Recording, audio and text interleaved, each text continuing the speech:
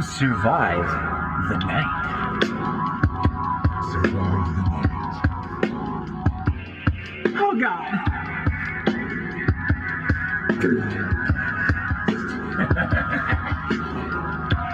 What was that? Oh, God.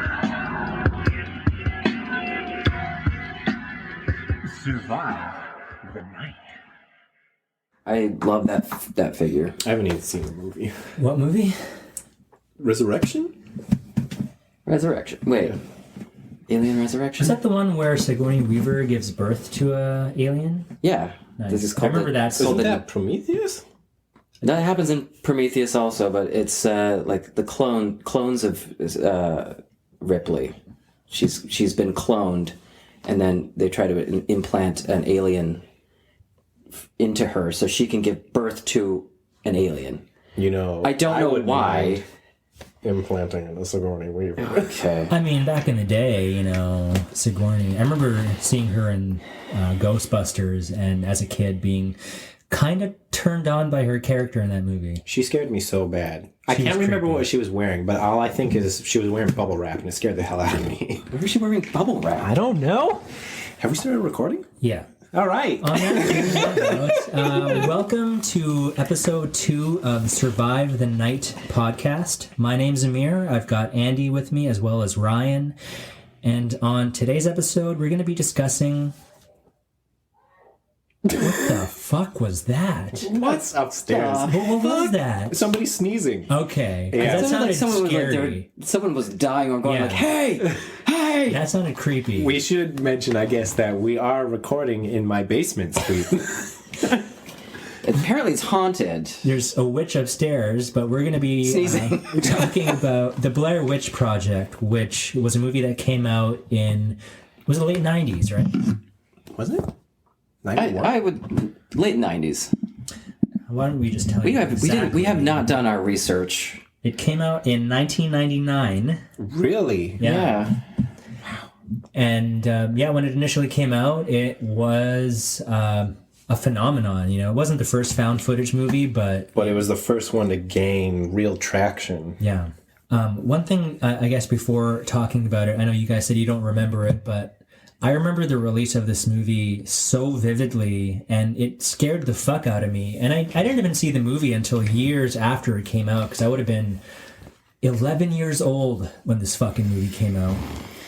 And obviously too young to see it in theaters. But before the release of the movie, there was a documentary that aired on TV. I forget the name of the actual documentary, but it was positioning itself like a true documentary about this Blair Witch that apparently existed.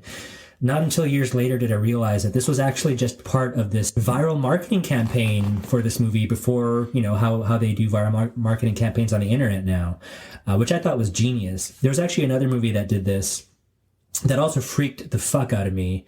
Independence Day.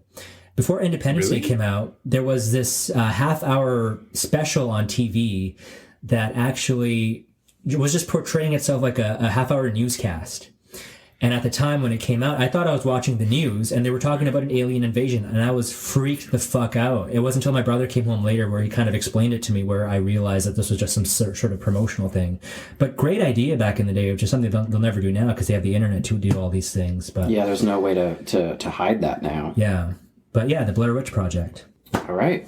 3 film students go to Burkesville, Maryland to make a documentary on the Blair Witch legend.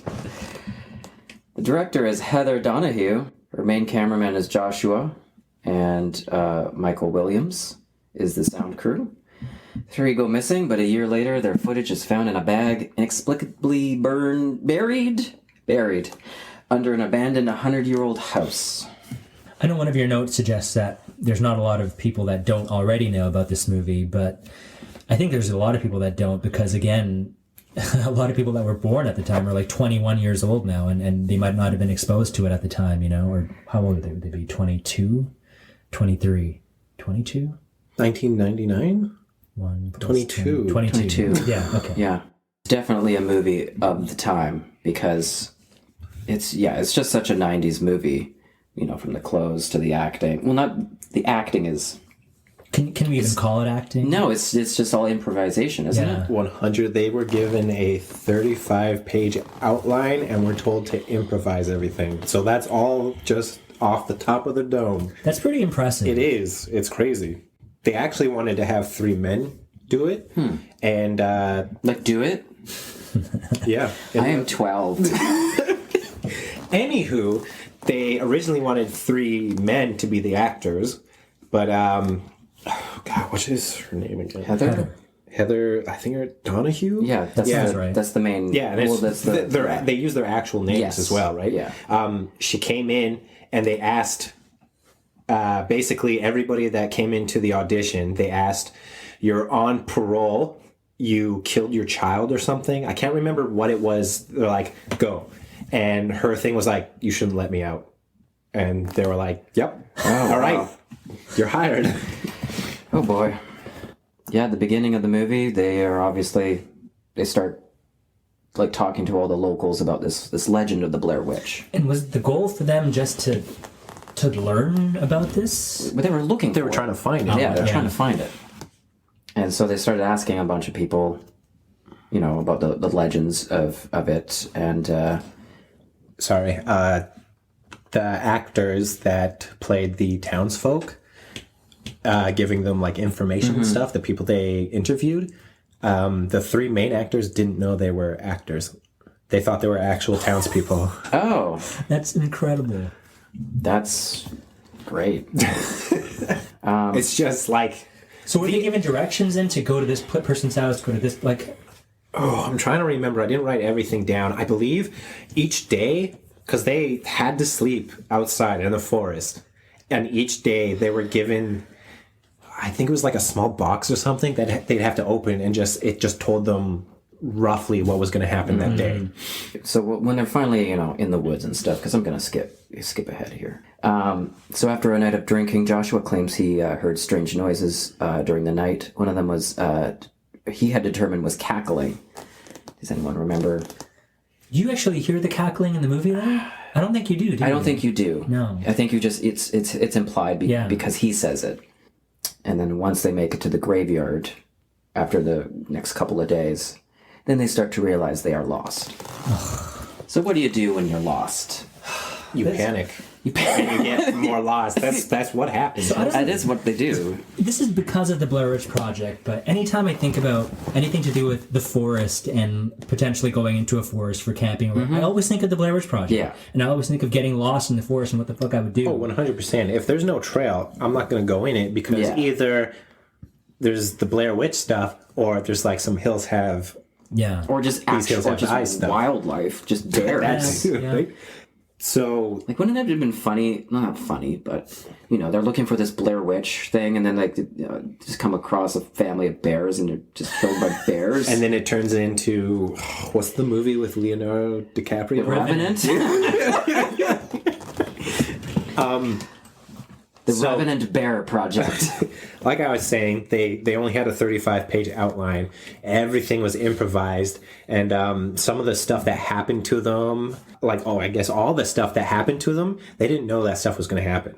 So, like, when the tent shakes, Yeah. one of the crew members actually went up to the tent and shook it, and they didn't know.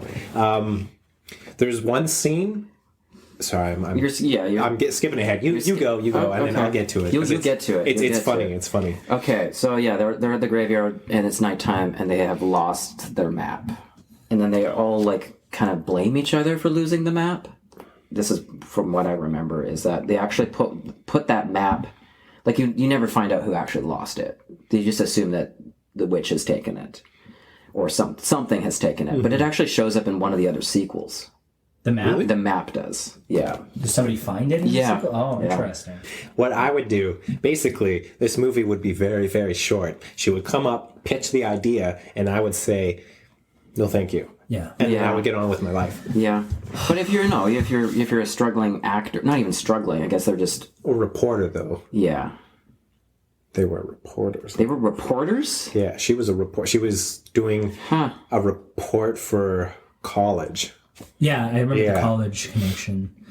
All right, well, what would you do? I'd just be like, "I'm not going in the fucking woods. What are you, crazy?" Well, what if you were already in the woods?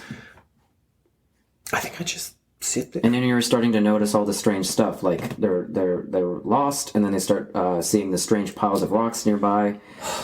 They find the 7 piles of stones in total. I think in that situation, then once you're lost, it stops in my head, anyways. It stops becoming about this witch, and it becomes about survival for me because I don't know how long I'm going to be trapped in this fucking place. Yeah. You just start looking for like a source of food and water. Yeah, potentially. I think panic would set in immediately because I don't know about you two tough, burly men. Oh, yeah. But I don't want to camp, and I don't think I would last You don't very like long. camping?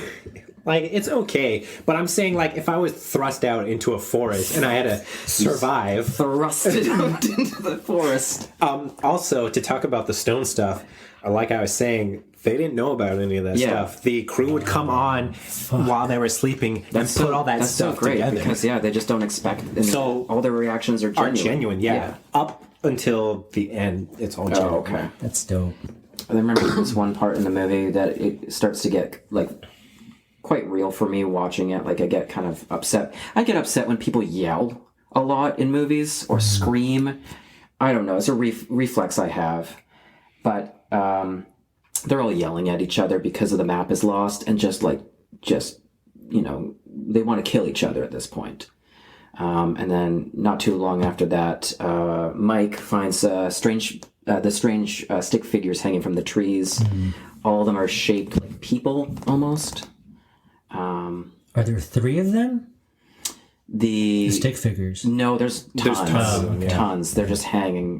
They're all like I honestly think I would symbols. just think that's interesting if it's out there. Like, for example, up north, there's a place called Fairy Island that you can walk through trails, and an artist actually carved faces into a bunch of trees, and like a goal is to try and find all of them. Oh. Yeah. That's cool. But like if you were say you're looking for a scary creature and you're in the woods and you see these things. Yeah, then you're like, let's go. We found it. Well, what happens when you hear a baby screaming in the middle of the night? Is that also actually heard? That one is heard. So, damn, is it that, or is there another scene with children laughing?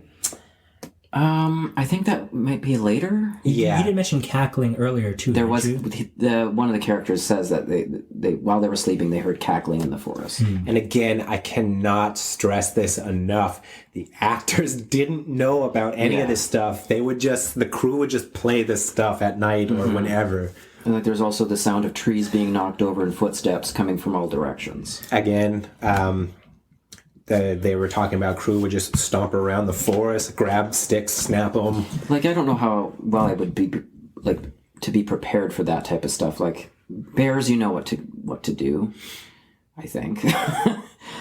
Well, a bear, I'm not going to lie. If I see a bear and it's close to me and I know it's going to hit me, then I'm just going to be like, all right, Here we this is go. happening, I guess.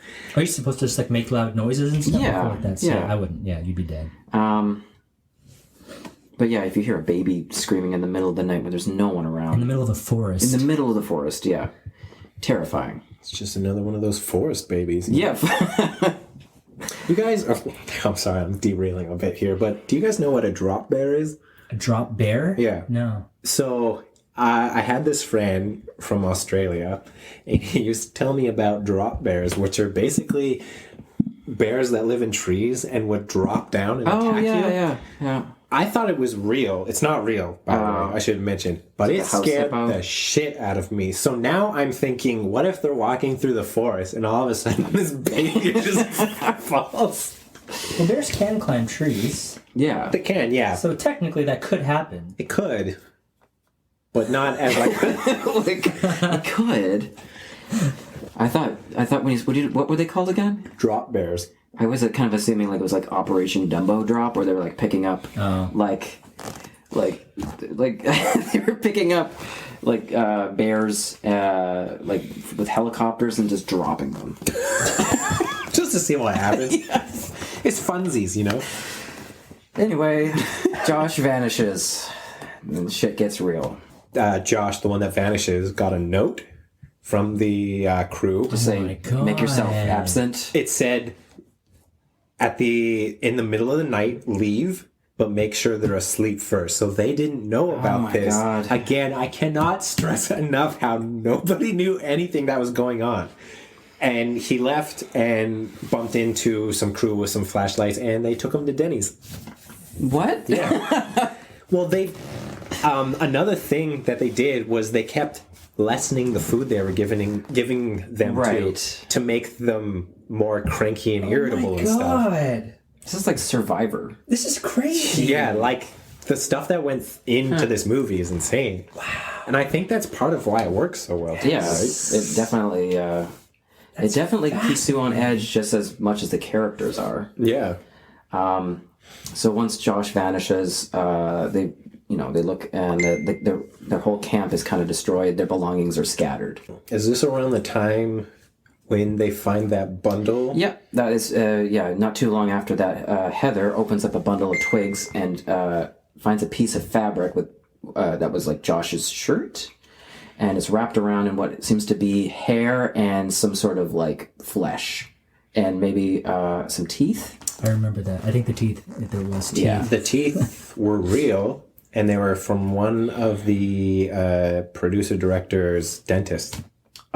So real teeth. I thought you were gonna say like, oh yeah, they just punched themselves in the face and just like ripped out a few. The meat thing, though, I don't know what that was, and I can vividly remember it watching it so long ago, and even when I watched it, I couldn't understand what it was. No, I when I was looking at it, I watched it the other day, and I'm like, It just threw me off. what is this? What are they even suggesting that was?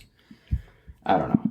And then obviously they start to freak out. And, well, there's only two of them at this point, but and then there's the infamous video confession with Heather looking right at the camera, crying. Infamous. One of the most parodied scenes in movie history. It's another one of those things where the parody has almost ruined the scene for me. But yeah, she's won like I think a Razzie for it. Oh, wow. Yeah, but What? it was. She talks about it, and it was huge. She said, "I thought it was so much more real and raw, seeing someone actually crying properly." And she also thought the camera was up here. She didn't know the camera was up her nose. Yeah, Scary Movie has definitely ruined that scene for me because of like all the snot coming out. Yeah. I don't think it deserved a Razzie. I thought that was such a cool I moment in the believe movie. it's one of the better, more real moments in movies. It's like the real sort of the moment where it all kind of breaks down mentally, you know, like everything's finally completely unraveled. They're And she's reached a like- breaking point. She's saying, like all the, the stuff about the confession and her apologizing to everyone for even suggesting that they'd go out and do this thing. I'm scared. What's that? I'm scared. I remember her saying. You're. I thought you were actually scared for a second. I'm scared, guys. Guys, I have to confess. Are you scared? I'm scared every day. Oh, okay. That's how I live my life. Anyway, they bring it. They finally come. They come around to the house at the very end of the movie because they hear. Who's the other guy?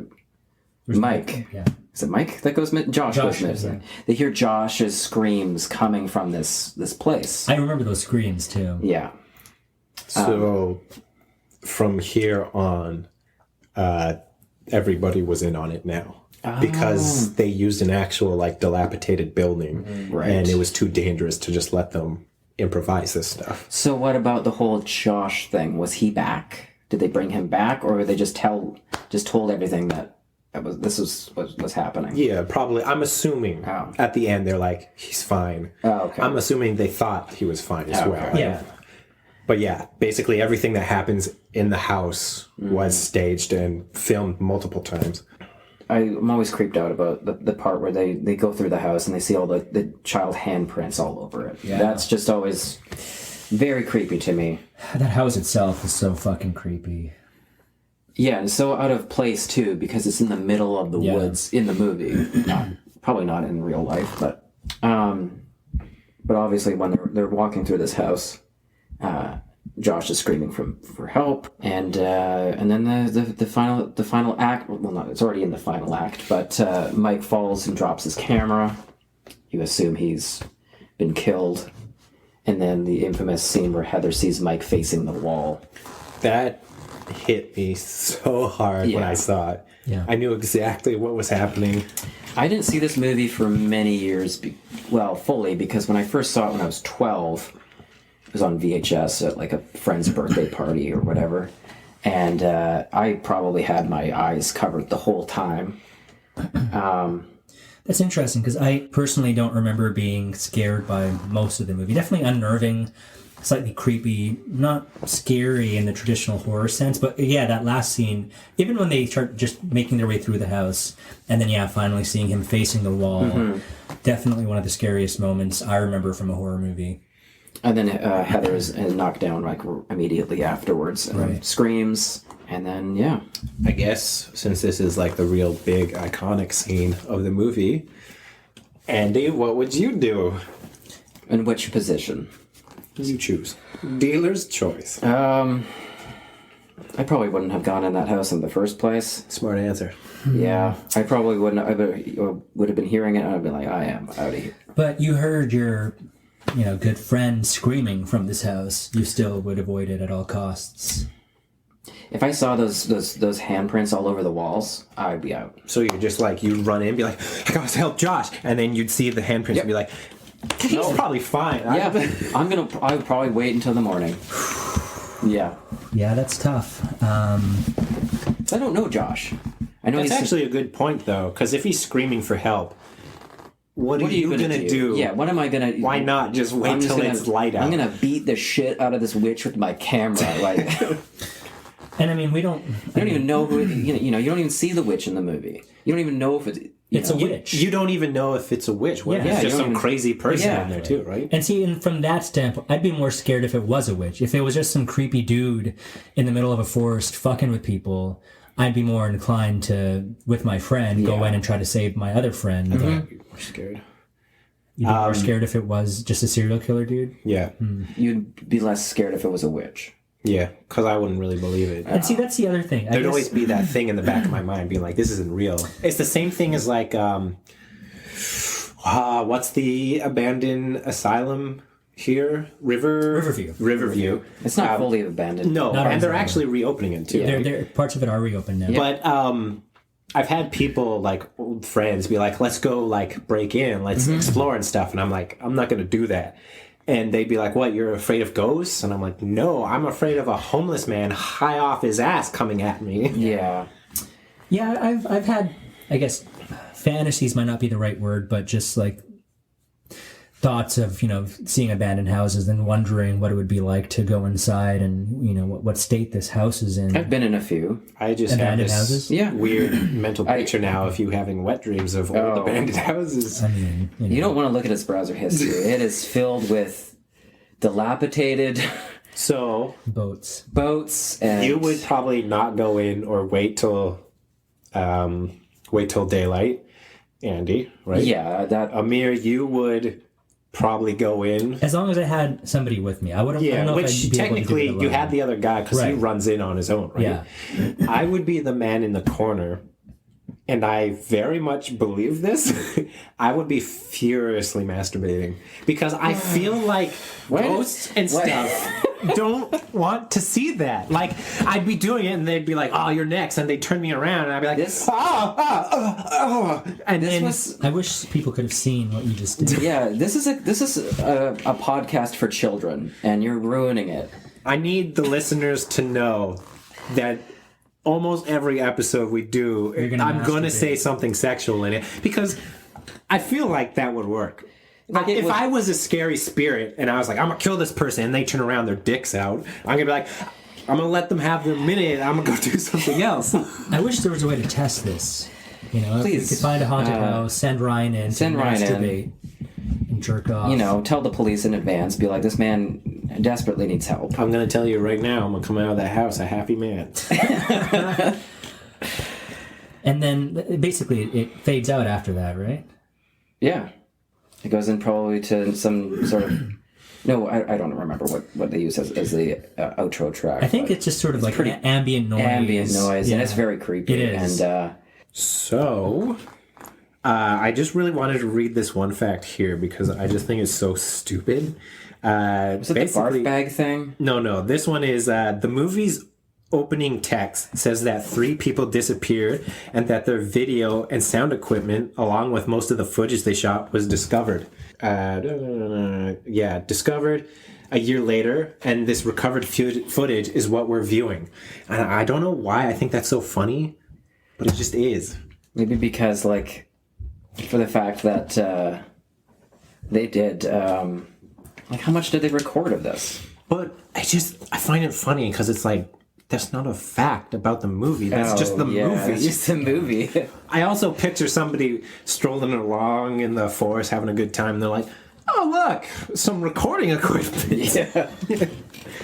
Is there any implication or description of the witch itself? Like, do they talk about presumed understandings of, like, what the witch looks like, history about the witch? Also, and maybe we find a link to this page and maybe post it on Twitter or something.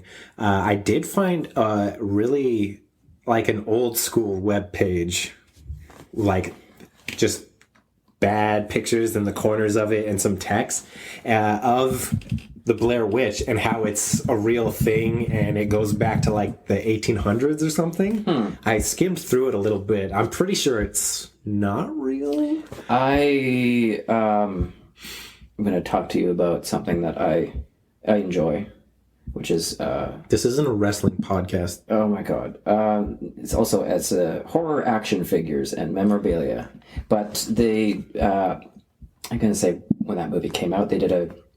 McFarlane Toys did a figure, and they wanted to do the Blair Witch, but because no one has seen it, they just basically made up their own design, and it's actually quite terrifying. Oh. Yeah. So I found a picture that I actually... And we'll be posting that on Instagram too. I found a picture that I actually remember from the documentary I was talking about. If you want to have a look, this is what they actually showed in that documentary of how the witch looks like. So why didn't that make it into the... That's terrifying. It's fucking creepy So as why shit. did they show anything of that in the movie? I think it part of it, for me personally, Maybe- one, their budget was like $20,000. So they probably didn't want to, get people too amped up to see this creature. And two, I think like part of it is the unknown. It lets your imagination run wild, right? And I guess, again, if people had seen the documentary that was like a companion to the movie, they would have seen that. Maybe that's why it's not as scary to me now as it was back then, is because my imagination is just so flat now. But like other movies, there's a lot of other movies that scare me way more than this movie does. It's still creepy, but it doesn't have that same effect anymore. I think it's interesting to watch as sort of like a spectacle more than like a horror experience. Yeah. Just for the technical aspect of it. I also was thinking about just... There are people today that identify as witches, and they're not, scary, evil people. No. They're people that believe in, some of them believe in, pagan background and stuff like that. Witches get a bad rep for sure. Mm-hmm. And I think this movie definitely is one of those movies that make it seem like all witches are, these evil demon kind of people, where that's not necessarily the case. But I don't think there was as much of an understanding about that stuff back in the late 90s. No. It was just like a counterculture type thing for people to be getting involved in that type of stuff. It was like you're like a goth, basically. Yeah, sure. So, when viewing, a lot of people became sick and would vomit.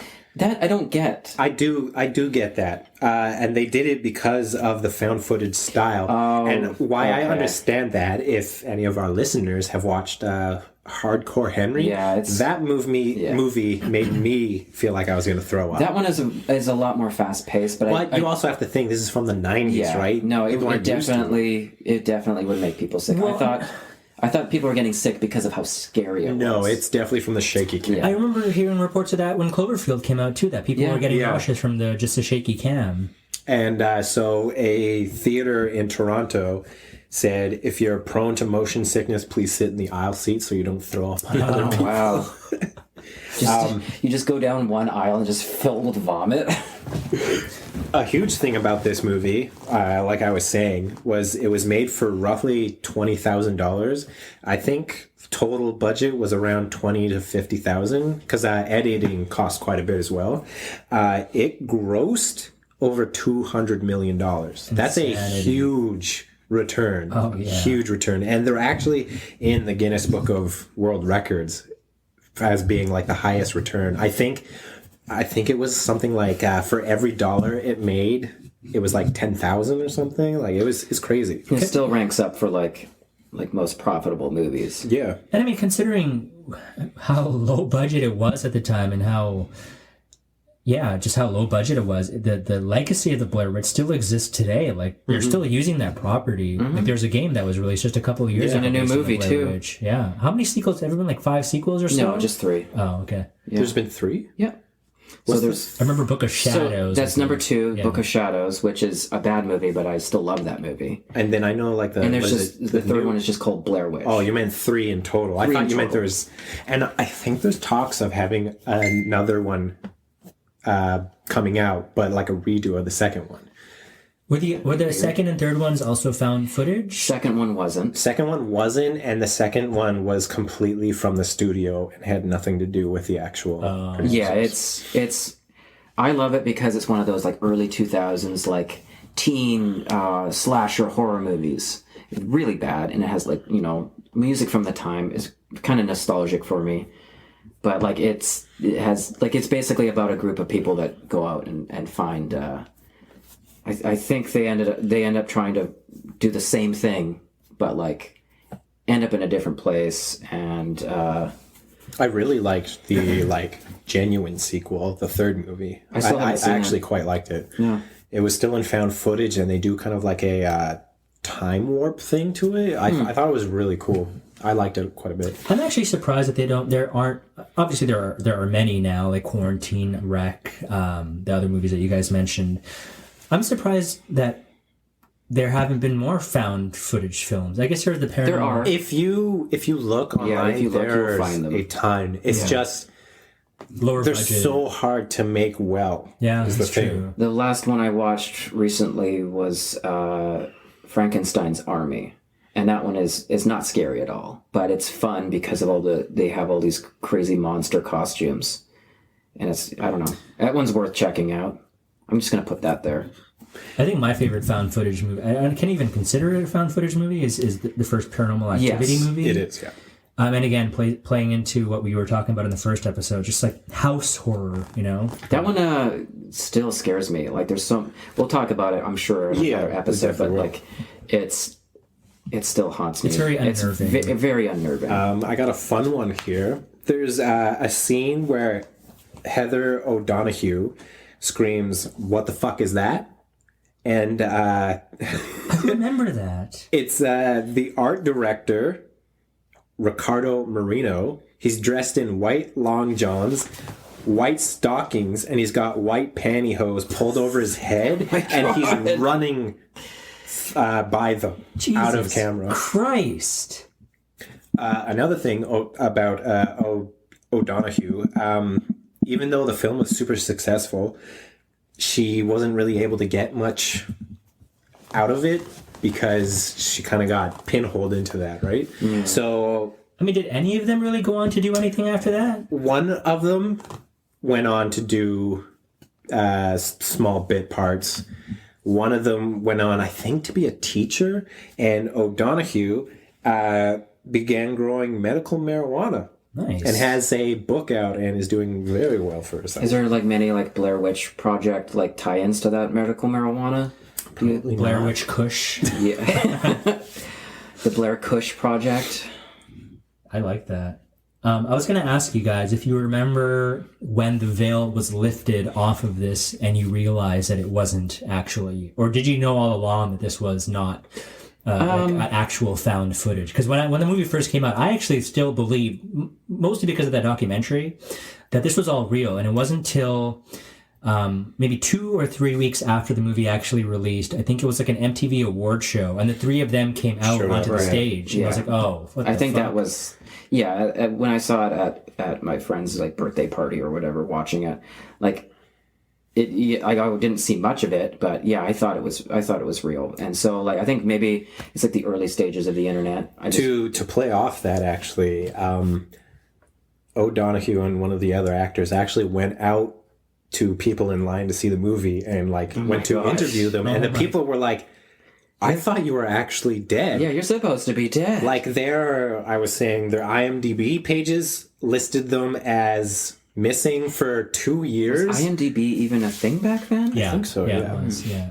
Like they did a really good job of making it seem like... Yeah, it's like almost like the whole like a movie we'll never all see, but Cannibal Holocaust, where the director had to go to court because it was presented as almost a snuff film. Yeah. And made all of his actors hide after it was... He had to bring one actor in to prove that she was still alive. Yeah. I love that. That's dedication to your craft. It is definitely dedication to your craft, and yeah. Yeah, it's really crazy. You got any other fun facts for us, Ryan? Oh, let's see. I don't have too much on this. It's mostly just like the huge impact this movie had. Right. Like, yes, there were found footage movies before this, Cannibal Holocaust, Alien Abduction, but this is the one that really started to put things on the map, and it really opened up a whole new area of filming through, for instance, like Unfriended or Host, where it's filmed through a webcam or Zoom calls and stuff. Yeah. Filmed on a phone, like all these different things, right? And probably like a sort of a boon for amateur filmmakers, who thought, hey, if they can make a movie like this, what can we do? Exactly, because that's what they were. They were amateur, just out of college, and they're like, we should make a movie. Yeah. I think the biggest takeaway of this is if you're In the woods. in a position where there's a ghost or a spirit or something, Or a witch. Or a witch. just jerk off or masturbate. And you know what? Let us know if it works. What if you're not in the mood? Thank Be in the you mood. for joining us on the second episode of Survive the Night podcast. My name's Amir. I'm here with Andy and Ryan. If you want to follow us on social media, let me remember what our social media accounts are. On Instagram, you can follow us at s.t.n_podcast. On Twitter, you can find us at, what is it again? STN Pod. And if you wanted to email us directly, you can do that at survivethenightpodcast@gmail.com. Yeah, please email me and tell me if jerking off in front of a ghost works. Please do. And if you can get some video of that, send it our way. Why an email? Not really sure. Why an email of all things? What else would they do? Well, I'm not going to give them my number. I'd be like, yeah, here's my personal number. I'd like to come over. We'll shoot a movie. Can I fax you this? On the next episode of Survive the Night, we're going to be discussing... What's it going to be? Conjuring 2. Conjuring 2. So if you have not seen The Conjuring 2 yet, we highly Go to your recommend local you watch. video store. Go to Blockbuster or Rogers. or Hollywood Video. Hollywood Videos. No, go to. Tom's. There's actually still one. We'll plug them for no reason. Oh yeah, go to Willow Video. Willow Video in Langley. That's a great place. I mean, you can also go to Videomatica Oh, Videomatica, yeah. or Black Dog. Oh, I like yeah. that we're all assuming that they're just in this specific area. Or, Yeah. if you live near the last Blockbuster in the world, go there. I think is it still around? I think it is. Okay. I've heard conflicting reports. Anyway, Okay. thank you for listening. I'd like to also say the spooky season's coming up. It's true. October coming up very quick. We're thinking of maybe doing some fun stuff for that. Okay. Yeah, so stay tuned for Is that. that more masturbating? We're all going to masturbate. Thanks for joining us. Good night. Bye.